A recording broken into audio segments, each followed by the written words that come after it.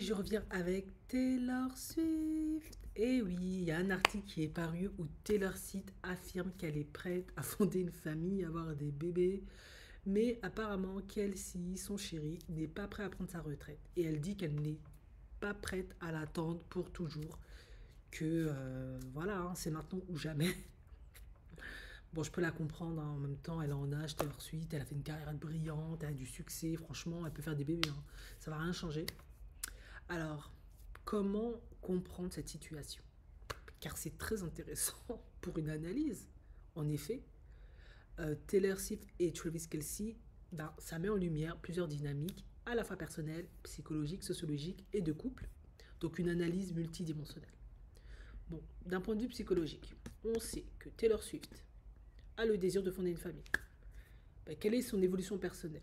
Elle a commencé très jeune sa carrière et elle est arrivée à un stade de maturité mi-trentaine. Elle a le besoin d'accomplissement personnel au-delà de la carrière qui est de fonder une famille, d'avoir des enfants. Et ça devient plus prégnant. Comme ça fait ça à beaucoup de femmes. Hein. J'en fais pas une généralité, mais logique. Elle a une recherche de stabilité émotionnelle. Bah, le fait d'exprimer clairement qu'elle ne va pas attendre pour toujours, ça peut révéler une volonté de ne pas répéter des schémas de dépendance affective ou de déséquilibre dans la relation. Elle affirme ses besoins, ce qui montre une bonne conscience de soi. On sait que d'habitude, dans ces relations, c'est toujours compliqué. Ça finissait jamais bien, ça finissait dans les chansons. Candace Owen l'a même accusé de féminité toxique. Travis Kelce, bah, lui, il a le refus de prendre sa retraite. Est-ce que c'est une crise d'identité potentielle? Pour beaucoup d'athlètes, la retraite signifie une perte de statut, d'identité sociale, de routine et de validation. Il peut ressentir un conflit entre son besoin de performance et ses responsabilités personnelles émergentes. Bon, vous allez me dire, il a plein de coéquipiers qui sont mariés avec des gamins, ça change rien, ils font tout. Bon. Après, peut-être que lui, il la connaît, vu qu'il est en couple avec Taylor Swift. Et cette méga star, il sait que si il a un enfant avec elle, la priorité, ce sera elle et le gamin, et sa carrière, ce sera aux oubliettes. Ouais. Peur inconsciente. Il est possible que l'engagement à long terme, famille-enfant, évoque des peurs liées à la perte de liberté. Ben, c'est ce que je viens de dire en plus, hein, ou de performance. Surtout s'il est encore dans une phase de vie très axée sur l'action. Eh oui. Après, ça peut être aussi qu'il aime bien Taylor Swift, mais il est peut-être pas prêt à s'engager avec elle, tout simplement. Parce qu'elle est peut-être pas si simple que ça, de la Taylor. Qui sait? Analyse sociologique. Pression liée au rôle de genre. Taylor, en tant que femme dans la trentaine, peut subir une pression sociale, à fonder une famille. Tandis que Kelsey, en tant qu'homme dans le sport, est valorisé tant qu'il est en activité. Ces normes influencent profondément les attentes et les priorités. Il y a aussi un enjeu de temporalité biologique qui ne pèse pas de la même manière sur les deux partenaires. Et oui, Taylor Swift, elle sent que c'est maintenant qu'il faut faire les bébés. Lui, il a encore le temps, hein. Et ouais, on l'a vu avec George Clooney, tant d'autres. Il y a également la culture de la performance et l'intimité. Les deux évoluent dans des milieux très compétitifs et médiatisés où la performance, l'image et la carrière sont centrales. Cela rend difficile la création d'un espace privé pour les besoins émotionnels profonds. Il y a également le modèle relationnel dans la célébrité. Dans les couples célèbres, il est fréquent que les aspirations ne soient pas synchronisées. La pression du public, les caractères exigeants, les tournées, les saisons sportives et les attentes sociales brouillent les priorités. Concernant la dynamique de couple, asymétrie des priorités. Taylor semble être prêt à entrer dans une nouvelle phase de vie, engagement maternité, tandis que Kelsey semble encore engagée dans sa carrière à fond. Cette différence crée une tension dans la synchronisation des trajectoires personnelles. Communication claire mais ultimatum voilé. L'affirmation de Taylor c'est je ne vais pas l'attendre pour toujours. Ça peut être lu comme une tentative de poser ses limites. Elle cherche probablement à éviter le rôle de la campagne en attente tout en testant la volonté d'engagement de son partenaire. Cependant, cela peut aussi mettre une pression sur Kelsey qui pourrait se sentir contraint plutôt que libre de choisir. Chemin de négociation ou divergence. Le couple est à un carrefour. Soit ils parviennent à négocier un compromis, attendent encore un peu tout en posant des jalons concrets, soit leur chemin risque de diverger naturellement si leurs visions de l'avenir sont incompatibles. Bon, conclusion. Une dynamique classique dans un cadre exceptionnel. Même si leur célébrité donne une ampleur médiatique à cette situation, c'est une dynamique qui est universelle. Deux personnes avec des rythmes et des aspirations différentes qui doivent trouver un équilibre entre amour, carrière, temps et désir d'avenir. Mais finalement, on pourrait se demander, est-ce que ce besoin ne survient pas au moment où il y a le conflit avec sa meilleure pote, Justin Baldoni, Blake Lively, etc. Est-ce que c'est aussi un moyen de se rapprocher de Blake, qui est déjà maman de 4 enfants, en effet, hein. C'est vrai que dans cette nouvelle aventure, ça peut recréer une nouvelle amitié. Parce que du coup, elle se retrouve avec des points communs beaucoup plus profonds. Clairement, les enfants, c'est profond, hein, ça te lie. Ça permet d'oublier, de pardonner beaucoup de choses et de recréer un lien autour de la maternité. Car je suis convaincue que Blake, à ce niveau, elle a tellement d'espérance, ce sera une super pote, amie qui viendra te soutenir, te conseiller, te refléter des conseils. Elle sera vraiment là. Elle, on peut la traiter de minga, mais je suis convaincue que Blake sera vraiment là pour Taylor Swift. C'est à réfléchir. On verra. Maintenant, qu'est-ce qui va se passer si Travis Kelce persiste, il dit non, moi je veux pas de gamin. Est-ce qu'elle va quand même rester en attente ou est-ce que elle va le quitter?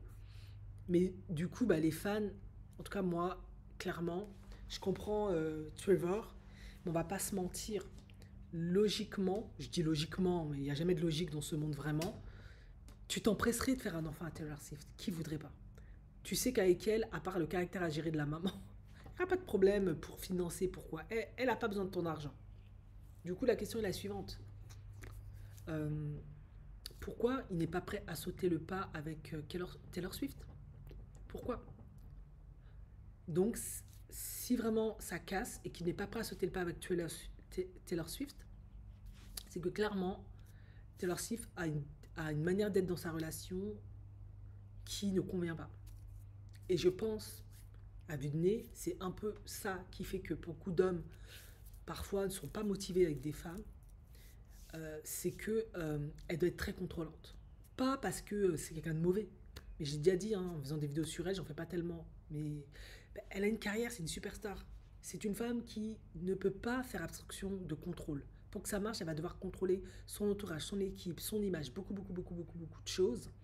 Et ça peut avoir une incidence, ça peut profondément nuire à sa relation de couple en fait. Donc, oui, ça peut être très mal vécu par ses partenaires respectifs.